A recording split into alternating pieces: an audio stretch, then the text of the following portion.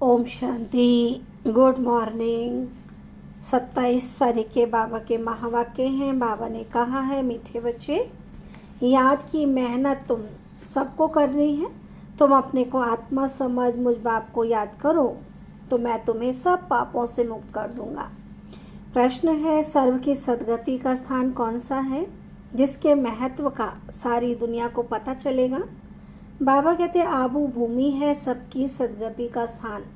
तुम ब्रह्मा कुमारी के सामने ब्रैकेट में लिख सकते हो, ये सर्वोत्तम तीर्थ स्थान है। सारी दुनिया की सद्गति यहाँ से होनी है। सर्व का सद्गति दाता बाप और आदम ब्रह्मा यहाँ पर बैठकर सबकी सद्गति करते हैं। आदम अर्थात आदमी, वह देवता नहीं है, उसे भगवान भी नहीं कह सकते हैं। ब्रह्मा बाबा के बारे में बाबा बता रहे हैं। ओम शांति, डबल ओम शांति, क्योंकि एक है बाप की, दूसरी है दादा की। दोनों की आत्मा है ना, वह है परम आत्मा और ये है आत्मा। वह भी लक्ष्य बतलाते हैं कि हम परम धाम के रहवासी हैं। दोनों ऐसे कहते हैं, बाप भी कहते हैं ओम शांति, ये भी कहते हैं ओम शांति, बच्चे भी कहते हैं ओम शांति। अर्थात हम आत्मा शांति धाम के निवासी हैं। यहाँ अलग अलग होकर बैठना है, अंग से अंग नहीं मिलना चाहिए, क्योंकि हर एक की अवस्था में योग में रात दिन का फ़र्क है। कोई बहुत अच्छा याद करते हैं, कोई बिल्कुल याद नहीं करते। तो जो बिल्कुल याद नहीं करते हैं वह पाप आत्मा है, तमो प्रधान है। और जो याद करते हैं वह हो गए पुण्य आत्मा, सतो प्रधान। बहुत फ़र्क हो गया है। घर में भले इकट्ठे रहते हैं परंतु फ़र्क तो पड़ता है ना। इसलिए ही तो भागवत में आसुरी नाम गाए हुए हैं। इस समय की बात है तो बाप बैठ बच्चों को समझाते हैं। ये है ईश्वरीय चरित्र जो भक्ति मार्ग में गाते हैं। सतयुग में तो कुछ भी याद नहीं रहेगा, सब भूल जाएंगे। बाप अभी ही शिक्षा देते हैं। सतयुग में तो ये बिल्कुल भूल जाते हैं। फिर द्वापर में शास्त्र आदि बनाते हैं और कोशिश करते हैं राजयोग सिखलाने की, परंतु राजयोग कोई सिखला ना सके। वह तो बाप जब सम्मुख आते हैं तभी आकर सिखलाते हैं। तुम जानते हो कैसे बाप राजयोग सिखलाते हैं। इस समय ही बाप हमें राजयोग सिखलाते हैं। और कैसे सिखलाते हैं?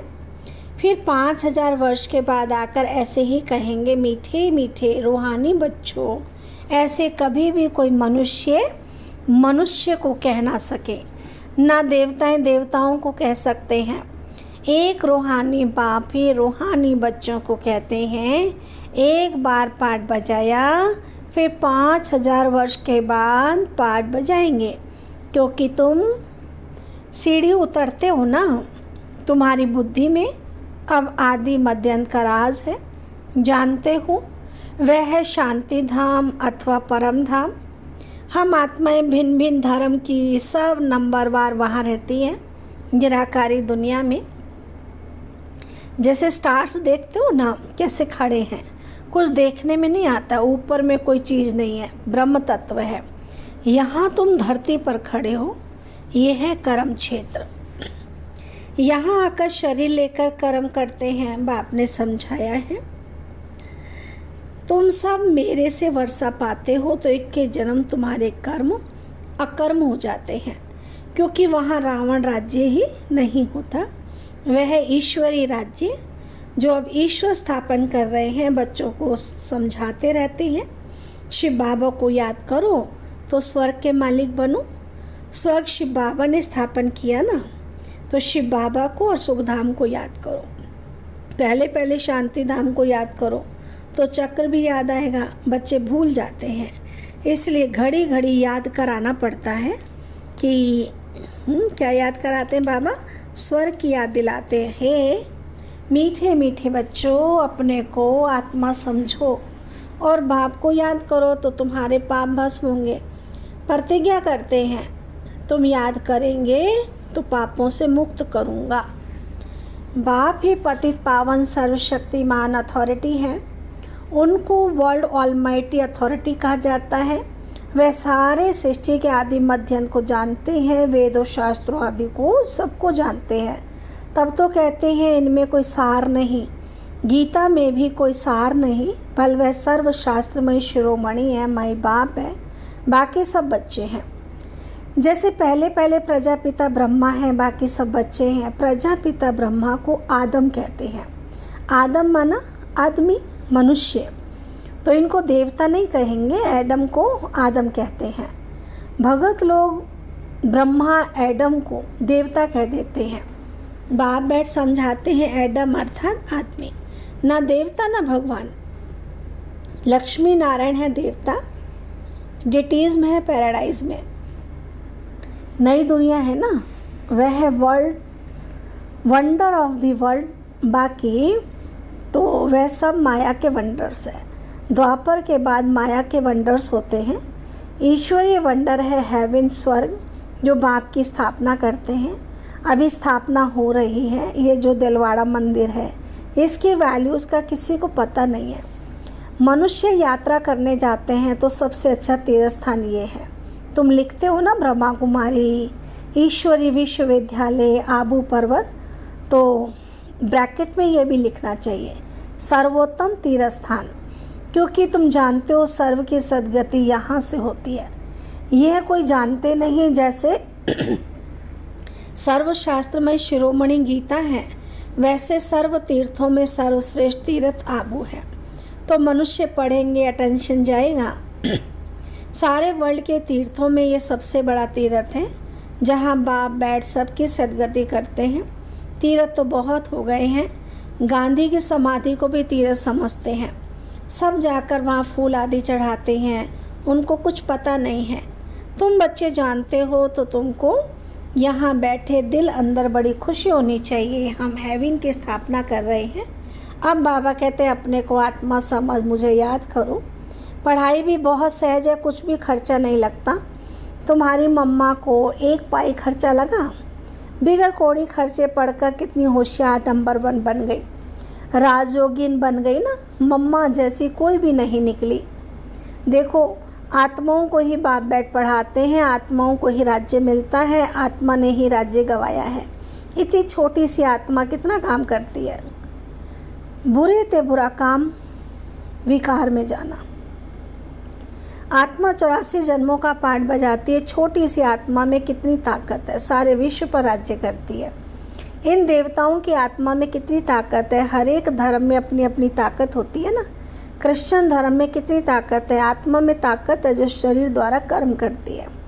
आत्मा ही यहाँ आकर इस कर्म क्षेत्र पर कर्म करती है। वहाँ बुरा कर्तव्य होता नहीं। आत्मा विकारी मार्ग में जाती ही तब है जब रावण का राज्य होता है। मनुष्य तो कह देते विकार सदैव से ही है। तुम समझा सकते हो, वहाँ रावण राज्य ही नहीं तो विकार कैसे हो सकता है। वहाँ है ही योग बल। भारत का राजयोग मशहूर है, बहुत सीखना चाहते हैं, परंतु जब तुम सिखलाओ, और तो कोई सिखला ना सके। जैसे महर्षि था, कितनी मेहनत करता था महर्षि योग सिखलाने के लिए, परंतु दुनिया थोड़ी जानती थी कि यह हठयोगी राजयोग कैसे सिखलाएंगे। चिन्मयानंद के पास भी कितने जाते हैं, एक बार कह देते सचमुच भारत का प्राचीन राजयोग सिवाय बीके के कोई समझा नहीं सकते, तो बस। परंतु ऐसा कायदा नहीं है जो अभी ये आवाज़ हो, सब थोड़ी समझेंगे, बड़ी मेहनत है। महिमा भी होगी पिछाड़ी में। कहते ना, ओहो प्रभु, ओहो शिव बाबा आपकी लीला, अभी तुम समझते हो। तुम्हारे सिवाय बाप को सुप्रीम बाप, सुप्रीम टीचर, सुप्रीम सतगुरु और कोई समझते नहीं। यहाँ भी बहुत हैं जिनको चलते चलते माया हैरान कर देती है, तो बिल्कुल बेसमझ बन पड़ते हैं। बड़ी मंजिल है, युद्ध का मैदान है, इसमें माया विघ्न बहुत डालती है। वो लोग विनाश के लिए तैयारी कर रहे हैं। तुम यहाँ 5 विकारों को जीतने के लिए पुरुषार्थ कर रहे हो। तुम विजय के लिए, वे विनाश के लिए पुरुषार्थ कर रहे हैं। दोनों काम इकट्ठा होगा ना। अभी टाइम पड़ा है। हमारा राज्य थोड़ी स्थापन हुआ है। राजाएं, प्रजा सभी बनने वाले हैं, सब बनेंगे, तुम आधा कल्प के लिए बाप से वर्षा लेते हो, बाकी मोक्ष तो कोई को मिलता नहीं। वह लोग भल कहते हैं फलाने ने मोक्ष को पाया, मरने के बाद उनको थोड़ी मालूम है कि कहाँ गया। ऐसी गपोड़े मारते रहते। तुम जानते हो जो शरीर छोड़ते हैं वह फिर दूसरा शरीर ज़रूर लेंगे, मोक्ष पा ही नहीं सकते। ऐसे नहीं कि बुदबुदा पानी में लीन हो गया। बाप कहते ये शास्त्र आदि सब भक्ति मार्ग की सामग्री है। तुम बच्चे सम्मुख सुनते हो, गरम गरम हलवा खाते हो। ये ज्ञान क्या है? बाबा कहते गरम गरम हलवा है। सबसे जास्ती गरम हलवा कौन खाते? ब्रह्मा बाबा। ये तो बिल्कुल उनके बाजू में बैठे हैं, झट सुनते हैं और धारण करते हैं। फिर यही ऊंच पद पाते हैं, सूक्ष्म वतन में बैकुंठ में इनका ही साक्षात्कार करते हैं। यहाँ भी उनको ही देखते हैं इन आँखों से। तो बाप पढ़ाते तो सबको हैं, बाकी है याद की मेहनत। याद में रहना जैसे तुमको डिफ़िकल्ट लगता है वैसे इनको भी लगता है। इसमें कोई कृपा की बात नहीं है। बाप कहते हैं हमने लोन लिया है, उनका हिसाब किताब दे देंगे, है ना, जो किराया होगा वो दे देंगे। बाकी ये थोड़ी हिसाब किताब जो उसने कर्म किया उसको चुकतो कर देंगे, वो तो खुद ही पुरुषार्थ करना पड़ेगा। बाकी याद का पुरुषार्थ तो इनको खुद ही करना है ना। समझता भी हूँ, बाजू में बैठा है, बाप को हम याद करते भी भूल जाता हूँ। सबसे जास्ती मेहनत इनको ही करनी पड़ती है। युद्ध के मैदान में जो महारथी पहलवान होते ना, जैसे हनुमान का मिसाल है, तो उनकी ही माया ने परीक्षा ली, क्योंकि वह महावीर था। जितना जास्ती पहलवान उतना जास्ती माया परीक्षा लेती है। तूफान जास्ती आते हैं। बच्चे लिखते हैं बाबा हमको ये होता है। बाबा कहते हैं ये तो सब कुछ होगा। बाबा रोज़ समझाते हैं बच्चे खबरदार रहना। लिखते हैं बाबा माया बहुत तूफान लाती है। कोई देह अभिमानी होते हैं तो बाबा को बतलाते नहीं हैं।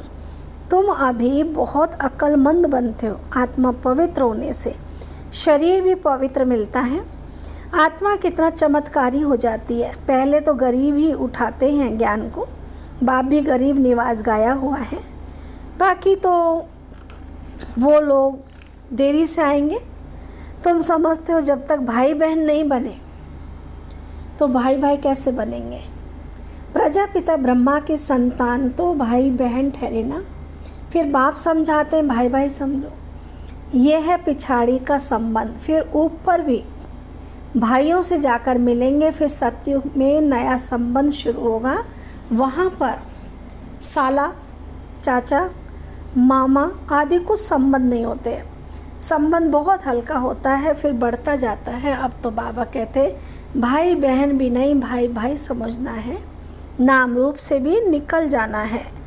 बाप आत्माओं को ही पढ़ाते हैं। प्रजापिता ब्रह्मा है तब भाई भाई हैं।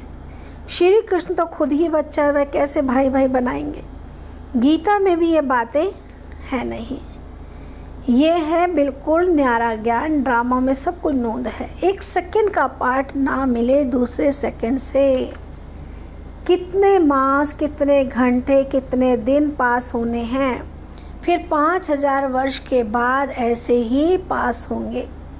कम बुद्धि वाले तो इतनी धारणा कर ना सकें।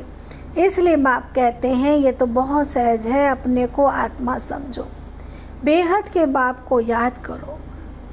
पुरानी दुनिया का विनाश भी होना है। बाप कहते हैं मैं आता हूँ तब जबकि संगम हो। तुम ही देवता, तुम ही देवी थे, देवी देवता थे, ये जानते हो। जब इनका राज्य था तो और कोई धर्म नहीं था। अभी तो इन्हों का राज्य है नहीं। अच्छा, मीठे मीठे सिक्की लदे बच्चों प्रति माता पिता बाप दादा का याद प्यार और गुड मॉर्निंग। रूहानी बाप की रूहानी बच्चों को नमस्ते।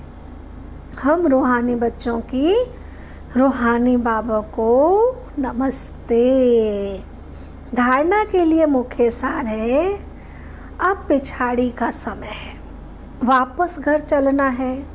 इसलिए अपनी बुद्धि नाम रूप से निकाल देनी है। हम आत्मा भाई भाई हैं, ये अभ्यास करना है। देह अभिमान में नहीं आना है। हर एक की अवस्था और योग में रात दिन का फर्क है, इसलिए अलग अलग होकर बैठना है। अंग अंग से ना लगे। पुण्य आत्मा बनने के लिए याद की मेहनत करनी है। वरदान बाबा ने दिया, बाप के प्यार में अपनी मूल कमज़ोरी कुर्बान करने वाले ज्ञानी तो आत्मा भव। डिटेल है, बाप दादा देखते हैं अभी तक 5 ही विकारों के व्यर्थ संकल्प मेजॉरिटी के चलते हैं। ज्ञानी आत्माओं में कभी कभी अपने गुण व विशेषता का अभिमान आ जाता है। हर एक अपनी मूल कमज़ोरी व मूल संस्कार को जानता भी है। उस कमज़ोरी को बाप के प्यार में कुर्बान कर देना ये प्यार का सबूत है। स्नेही व ज्ञानी तो आत्माएं बाप के प्यार में व्यर्थ संकल्पों को भी न्यौछावर कर देती है। स्लोगन है, स्वमान की सीट पर स्थित रहे सर्व को सम्मान देने वाले माननीय आत्मा भव। अच्छा, ओम शांति।